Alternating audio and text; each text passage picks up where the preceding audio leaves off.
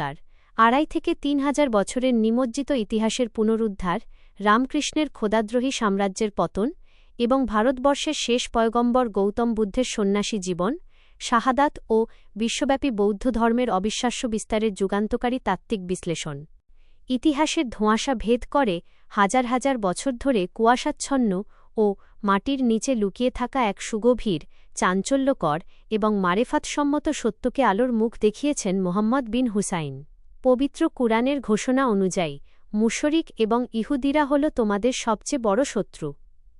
এই শাশ্বত সত্যের আলোকেই উন্মোচিত হয়েছে মানব সভ্যতার এমন এক অজানা অধ্যায়, যা ভারত উপমহাদেশের আসল ইতিহাস এবং নবী পয়গম্বরগণের ওপর চালানো কুচক্রী মহলের অত্যাচারের নিখুঁত সংযোগকে সম্পূর্ণ নতুন ও আলোড়ন সৃষ্টিকারী এক মাত্রায় ফুটিয়ে তোলে।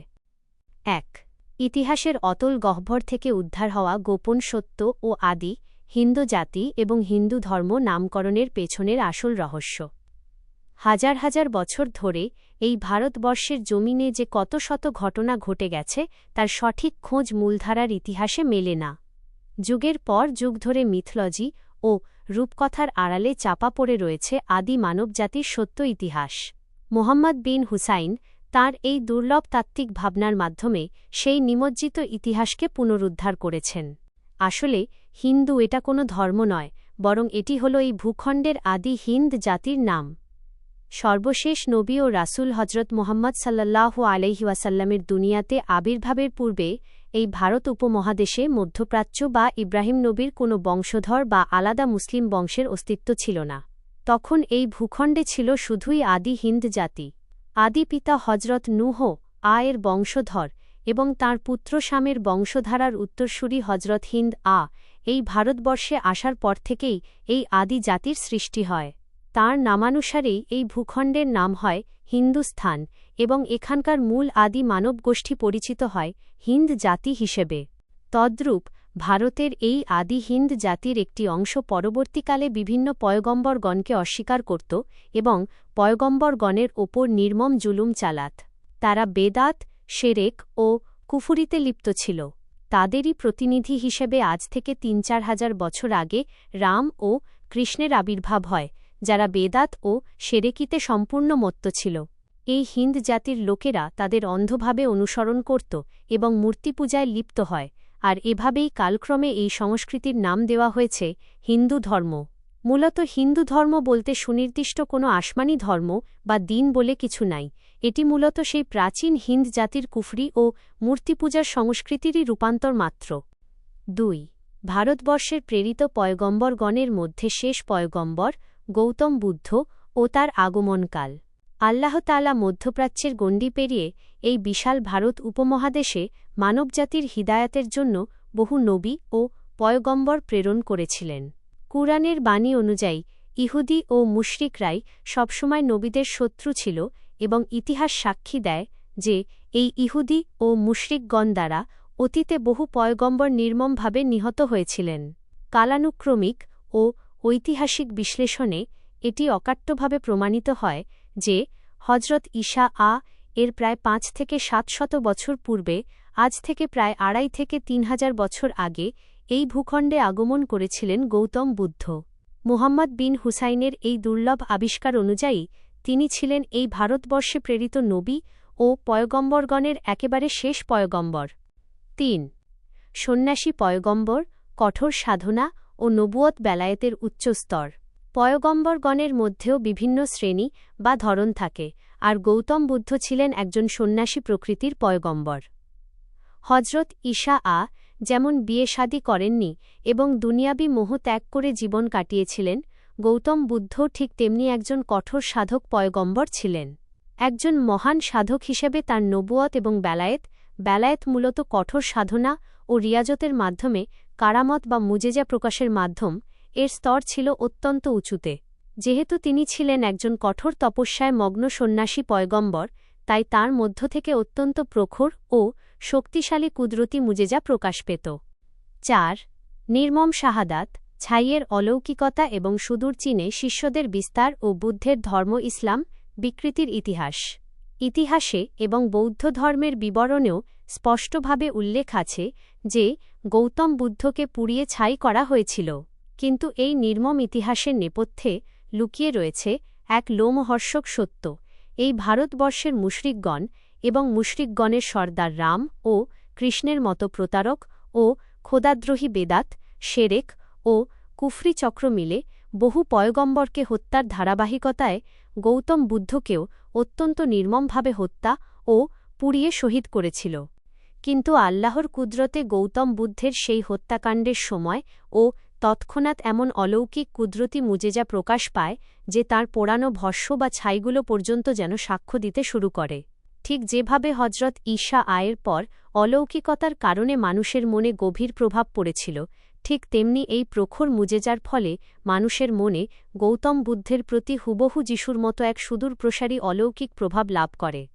যেহেতু এই মহান সাধক পয়গম্বর গৌতম বুদ্ধের কতিপয় শিষ্য ছিলেন যারা সাধনায় এবং কামালাতে অত্যন্ত উচ্চস্তরে পৌঁছে গিয়েছিলেন, গৌতম বুদ্ধের সেই প্রয়াণের পর তাঁরা সুদূর পৃথিবীর বিভিন্ন প্রান্তে, বিশেষ করে সুদূর চীনে ছড়িয়ে পড়েন। তারা যখন সুদূর চীনের বিভিন্ন অঞ্চলে গিয়ে প্রচার করতেন যে আমরা বুদ্ধের ধর্ম নিয়ে এসেছি, আমরা বুদ্ধের ধর্ম পালন করি, অর্থাৎ তারা মূলত একমাত্র আল্লাহর ইবাদতের ওপর প্রতিষ্ঠিত ইসলাম ধর্ম নিয়েই সেখানে গিয়েছিলেন। পবিত্র কুরআন মাজিদে যেমন আল্লাহ তাআলা আমাদের প্রিয় নবীকে বলেছেন, হে নবী, আপনি ইব্রাহিমের ধর্ম পালন করুন। এর মানে এই নয় যে ইব্রাহিম ইসলাম ধর্ম ছাড়া আলাদা কোনো ইব্রাহিমী ধর্ম পালন করতে বলেছিলেন, বরং আমাদের নবী এটাকে পরিপূর্ণ ইসলাম ধর্ম হিসেবেই পালন করেছেন। পরবর্তীতে আমরা কেউ একে আলাদা করে ইব্রাহিমী ধর্ম বলি না, বরং আমরা একে ইসলাম ধর্ম নামেই জানি। ঠিক একইভাবে বুদ্ধদেবের অনুসারী সাধকগণ সুদূর চীনে গিয়ে যখন বলতেন যে তারা বুদ্ধের ধর্ম পালন করেন বা নিয়ে এসেছেন, তার অর্থ ছিল তারা মূলত ইসলাম ধর্মই প্রচার করছেন। কিন্তু পরবর্তীতে কালের আবর্তে কতিপয় মানুষ সেই বুদ্ধের ধর্ম কথাটিকেই বিকৃত করে আলাদা একটি নাম দিয়ে দেয়, বুদ্ধ ধর্ম। মূলত বুদ্ধের ধর্ম বলতে আলাদা কোনো ধর্ম ছিল না, বরং তা ছিল পরিপূর্ণ ইসলাম ধর্মই। ৫. মুজাদ্দেদ আলফে সানি রহ। এর দৃষ্টিতে রামকৃষ্ণের কঠোর কটাক্ষ বনাম গৌতম বুদ্ধের নীরবতা।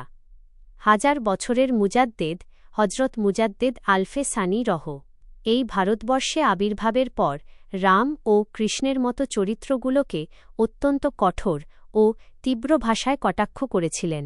তিনি স্পষ্ট ভাষায় উন্মোচন করে দিয়েছিলেন যে তারা মানুষকে আল্লাহর একত্ববাদ থেকে দূরে সরিয়ে বেদাত, শেরেকি ও কুফুরির অন্ধকার এবং মূর্তি পূজার দিকে ধাবিত করতেন। কিন্তু এর বিপরীতে একটি অত্যন্ত তাৎপর্যপূর্ণ বিষয় হল মুজাদ্দেদ আলফে সানি রহ গৌতম বুদ্ধের বিষয়ে কোনো ধরনের কঠোর কটাক্ষ বা নিন্দা করেননি। ঠিক যেমন হজরত ঈসা আয়ের ক্ষেত্রে ইসলামে শুধু সম্মান ও প্রশংসাই করা হয়, তেমনি গৌতম বুদ্ধের ক্ষেত্রেও তার কোনো সমালোচনা করা হয়নি। মুজাদ্দেদ সাহেবের এই নীরবতা এবং ভিন্ন দৃষ্টিভঙ্গি থেকেই এটি প্রমাণিত হয় যে রাম ও কৃষ্ণরা প্রতারক ও পথভ্রষ্ট হলেও গৌতম বুদ্ধ তাঁদের মতো ছিলেন না, বরং তিনি ছিলেন একজন সত্যপন্থী ও মহান ব্যক্তিত্ব এবং ঈসা এর মতো একজন মহাপুরুষ। ৬.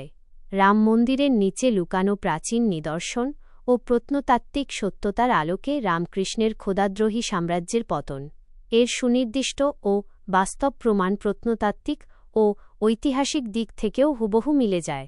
রাম মন্দিরের নিচে যখন খননকার্য চালানো হয়, তখন সেখানে হাজার বছরের পুরনো মন্দিরের পাশাপাশি ঠিক ২.৫ থেকে ৩,০০০ বছর আগের, অর্থাৎ অবিকল গৌতম বুদ্ধের আবির্ভাবকালের সমসাময়িক প্রাচীন মূর্তি, মন্দির ও অট্টালিকার ধ্বংসাবশেষ মাটির নিচে উদ্ধার হয়। সমসাময়িক সেই প্রাচীন নিদর্শনগুলোর মাটির নিচে চাপা পড়ে থাকা এবং প্রত্নতাত্ত্বিক প্রমাণগুলো স্পষ্ট করে যে গৌতম বুদ্ধকে নির্মমভাবে হত্যার অপরাধেই আল্লাহ তাআলা রামকৃষ্ণের সেই খোদাদ্রোহী সাম্রাজ্য, আস্তানা ও রাজপ্রাসাদগুলোকে মাটির নিচে চিরতরে ধসে ও মিশে দিয়ে ধ্বংস করে দিয়েছিলেন। আল্লাহর মহাশক্তি ও গজবে ভূমিগর্ভে তলিয়ে যাওয়ার ফলে প্রাকৃতিকভাবে সেখানে ও উপরে নদীর সৃষ্টি হয়। ফলে রাম ও কৃষ্ণের পৌরাণিক মতেও পাওয়া যায় যে রাম নাকি নদীর মধ্যে বা জলের তলে চলে গেছেন, অর্থাৎ গজবে ধ্বংস হয়ে যখন এলাকাটি মাটির নিচে দেবে গেল, তখন সেখানে অটোমেটিক নদী বা জলের ধারা তৈরি হয়ে গেল। ইতিহাসে এর সুনির্দিষ্ট চিহ্ন রয়েছে। পরবর্তীতে সুদূর থেকে আসা তাঁদের ভক্তরা এসে দেখতে পায় যে রাম নদীর নিচে হারিয়ে গেছেন, যা মূলত প্রত্নতাত্ত্বিক ও ভৌগোলিক দিক থেকেও এই মহাসত্যের সাথে পুরোপুরি মিলে যায়। পবিত্র কুরআনের শিক্ষা অনুযায়ী এই ইহুদি ও মুশরিকগণই মিথ্যা অপবাদ ও মিথ্যা ইতিহাস রটানোর ব্যাপারে মানবজাতির মধ্যে সবচেয়ে অগ্রগামী।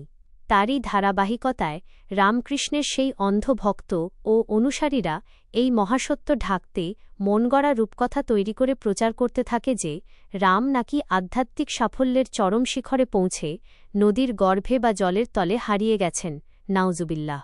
প্রকৃত ইতিহাস হল, সঠিকভাবে যখনই গৌতম বুদ্ধের সময়কালকে বিশ্লেষণ করা হয়, তখন আজ থেকে ২.৫ থেকে ৩,০০০ বছর আগের ঠিক ওই সময়কারই রাম মন্দিরের নিচে প্রাচীন মূর্তি, মন্দির ও অট্টালিকার ধ্বংসাবশেষ মাটির নিচে পাওয়া গেছে। এতে স্পষ্টভাবে প্রমাণিত হয় যে একজন পয়গম্বরকে নির্মমভাবে হত্যার ফলেই আল্লাহতালা তাদের সেই সাম্রাজ্য মাটির নিচে ধ্বংস করে দিয়েছিলেন। অর্থাৎ গৌতম বুদ্ধকে নির্মমভাবে হত্যার কারণেই রাম ও কৃষ্ণের আস্তানা, রাজ্য, সাম্রাজ্য ও প্রভাবকে আল্লাহতালা মাটির গর্ভে চিরতরে বিলীন করে দিয়েছিলেন।